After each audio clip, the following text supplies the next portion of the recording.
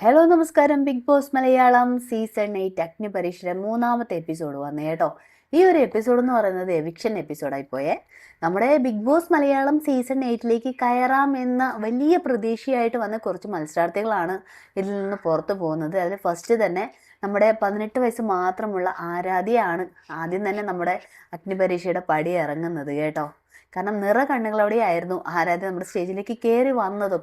എന്നാൽ നിറഞ്ഞ കണ്ണുകളോടുകൂടി തന്നെയാണ് നമ്മുടെ ആരാധ്യ ഇവിടുന്ന് തിരിച്ചു പോകുന്നത്. നമുക്കറിയാം ഏകദേശം ഒരു 40ഓളം പേരാണ് ഈ ഒരു അഗ്നിപരീക്ഷയിൽ മത്സരിക്കുന്നത്.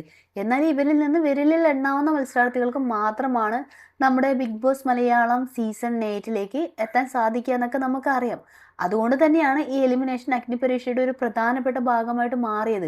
കഴിഞ്ഞ ദിവസം നടന്ന ടാസ്കിൽ പരാജയപ്പെട്ട ടീമിന്റെ ഒരു ഭാഗമായിരുന്നു ഈ ആരാധ്യ. ടാസ്കിലെ പ്രകടനത്തിലെ ജഡ്ജസ് ആരാധ്യയിൽ ഒട്ടും സാറ്റിസ്ഫൈഡ് ആയിരുന്നില്ല കേട്ടോ. ഇതോടെയാണ് ആരാധ്യനെ പുറത്താക്കാം എന്നുള്ള തീരുമാനം ജഡ്ജസ് എടുക്കുന്നത് തന്നെ. ബിഗ് ബോസ് മലയാളം സീസൺ 8ലേക്ക് പ്രവേശിക്കാം എന്ന സ്വപ്നവുമായി എത്തിയ ആരാധ്യക്ക് ആ സ്വപ്നം യാഥാർത്ഥ്യമാക്കാൻ ഇവിടെ കഴിഞ്ഞിട്ടില്ല. വെറും 18 വയസ്സ് മാത്രം പ്രായമുള്ള ഒരു കുട്ടിയാണ്.